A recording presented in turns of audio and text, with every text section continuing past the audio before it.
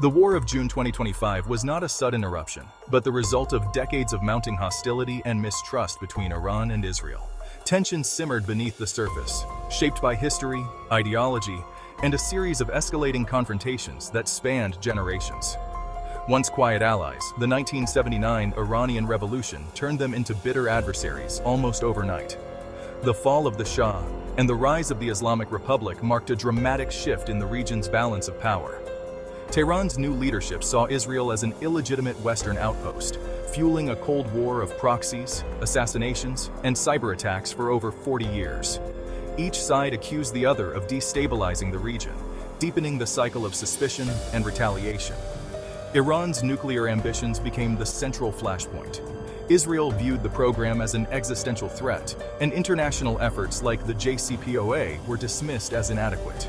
The world watched anxiously as negotiations faltered and suspicions grew. Covert Israeli operations targeted Iranian scientists, while Iran armed groups like Hezbollah and Hamas, encircling Israel with hostile proxies. The shadow war expanded, drawing in new actors and raising the stakes with every passing year. By early 2025, diplomacy had collapsed. Both nations were entrenched in narratives of victimhood and aggression. The world called for calm, but war preparations accelerated. Hopes for peace faded as military posturing replaced dialogue. The final spark, an unprecedented cyber attack on Iran's port at Bandar Abbas, blamed on Israel, followed by the assassination of a high-ranking Iranian commander in Syria, pushed both sides past the point of no return. Israeli intelligence warned that Iran was just weeks away from developing a nuclear weapon. The window for a preemptive strike was closing rapidly, and the sense of urgency grew with every new report. On June 13, 2025, the shadow war erupted into open conflict. The region braced for a war that now seemed not only possible, but tragically inevitable. A culmination of decades of unresolved grievances and relentless escalation. At 2 a.m. on June 13th, Israel launched Operation Desert Mirage, a surprise assault of unprecedented scale. F-35I Adir stealth fighters struck Iran's Fordow and Natanz nuclear sites with bunker-buster bombs, aiming to cripple uranium enrichment. Simultaneously, Israeli cyber units disabled Iran's air defenses and military command centers, sowing chaos. Submarine-launched missiles targeted IRGC bases and missile sites, seeking to decapitate Iran's ability to retaliate.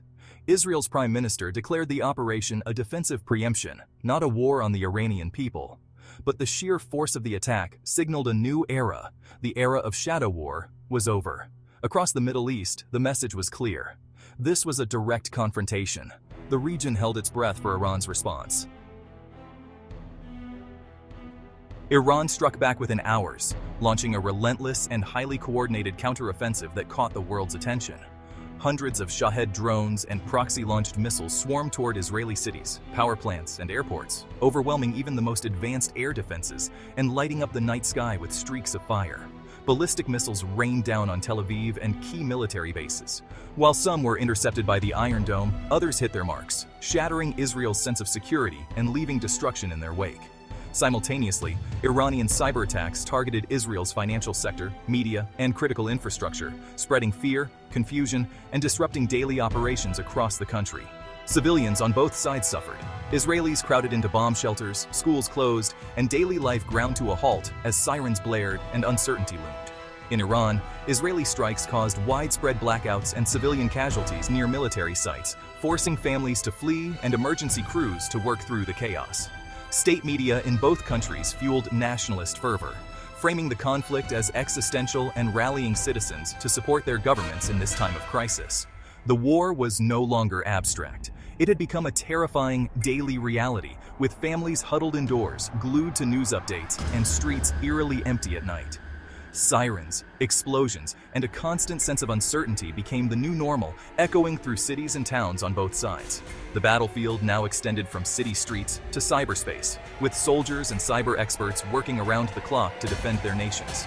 Both nations' populations were now unwilling participants in a war beyond their control, their lives upended, and futures uncertain.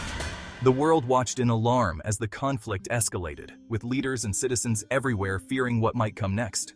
The stakes had never been higher, and the outcome would shape the region and the world for years to come. Israel's multi-layered air defense, Iron Dome, David's Sling, and Arrow systems fought to intercept the barrage. The sky was a constant display of interceptors and explosions, but the sheer volume of attacks meant some missiles broke through. Strikes on Ashdod and Beersheba caused casualties and destruction, proving no one was truly safe. Over 1 million Israelis fled south and central regions. Daily life ground to a halt. In Iran, collateral damage from Israeli strikes led to civilian deaths and power outages. Both governments framed losses as heroic sacrifices, fueling public resolve. The psychological toll mounted empty streets, sleepless nights in shelters, and constant anxiety. Children bore the brunt of fear and uncertainty. The war was as much psychological as physical, a test of national resilience. Civilians on both sides endured trauma that would last long after the fighting stopped. The sense of security was shattered. The US initially watched anxiously, supporting Israel with intelligence but urging restraint. As Iranian attacks intensified and inspectors were expelled, Washington's patience snapped. President Harris authorized strikes. US Navy destroyers launched Tomahawk missiles at Iranian proxy bases in Syria and Iraq. The message was unmistakable. The US was now directly involved. American intervention crippled launch sites and command centers, easing pressure on Israel. US Air Force patrols and advanced radar bolstered Israeli defenses. The military balance shifted decisively. Iran now faced both Israel and the US. A second wave of US stealth bombers targeted hidden Iranian nuclear sites, aiming to end Tehran's nuclear ambitions. The war entered its final phase as Iran's ability to fight back crumbled. The world braced for the conflict's endgame. The stakes for the region and the world were enormous. The cost of escalation was clear to all. With its military battered, infrastructure in ruins, and the US now directly involved in the conflict, Iran desperately sought a way out of the escalating crisis. Behind closed doors, secret talks brokered by Oman and Qatar unfolded. After 12 tense days of war, these negotiations finally produced a fragile ceasefire, halting the immediate bloodshed but leaving many questions unresolved. As part of the agreement, Iran agreed to halt all missile attacks and open its facilities to intrusive international inspections. In return, Israel stopped its relentless bombing campaign, grounding its fighter jets for the first time in days. The US made it clear, any violation of the ceasefire would be met with swift and overwhelming retaliation, keeping its military forces on high alert throughout the region.